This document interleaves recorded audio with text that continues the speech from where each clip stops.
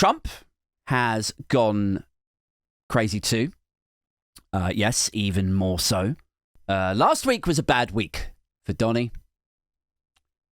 I think that's inarguable, whichever side of the fence you reside on. Last week was not a good week for Donald Trump with the Elon Don breakup, and then Musk subsequently calling him a paedophile and shouting about how Donald Trump is on the Epstein list, and that's why you won't see the Epstein list. I mean, they say there's no such thing as bad PR. That's what they say. That's the saying. There's no such thing as bad PR. But I think Hugh Edwards and Philip Schofield might beg to differ. I really think they might do.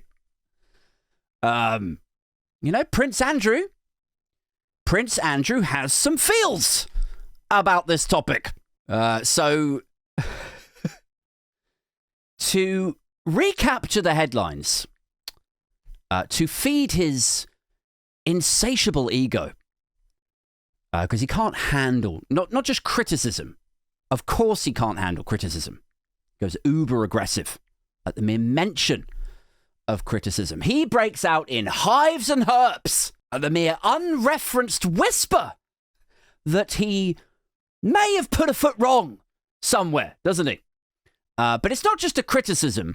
He also can't handle the lack of attention. He needs publicity. With Donald Trump, there really isn't such a thing as bad publicity. It's like, weren't you found liable for fraud to the tune of $400 million? Like, didn't you rape somebody? Well, maybe I did. Maybe I did do that, but what the fuck did you do? None of that shit. Right, well, that's why I'm the star. Yeah, I guess so.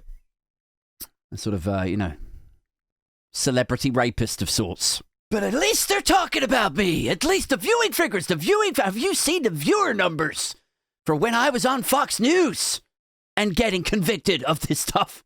At least people are talking about me. Like, that's the whole thing.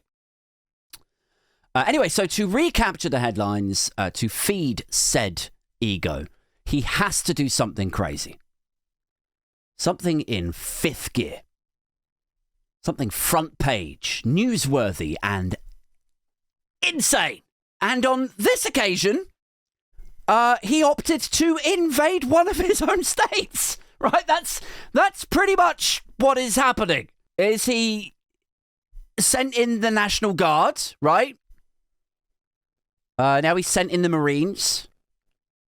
He's sent in, backup forces from some agency or other with rubber bullets and tear gas. And there's footage of this Australian journalist. She's reporting about it, like, in the street. She's quite clearly a journalist, and she gets hit in the face by like a tear gas canister or like a rubber bullet or something. So yeah, I mean, it's not ideal, is it? It's not great optics for a tourism hotspot like California, like Los Angeles, like Hollywood. For a country that calls itself land of the free, home of freedom. We're the envy of the world. Greatest country in the world. Home of the free. And you see your state-sanctioned troops with their masks on their faces, clubbing people to the floor on the order of the president, overruling a governor, a democratically elected governor, to crush and silence protest. Is what is happening. Like, how's that for an advert? To get people back coming to America for their holidays.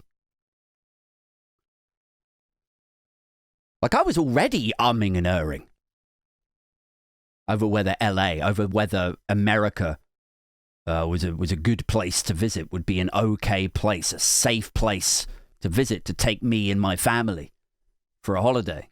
I was already second guessing myself. Moving it down to like option 3, option 5 on the list of dream holiday places I might consider, I was like mulling it over in my head. I was like, I'm sure I would like it in LA.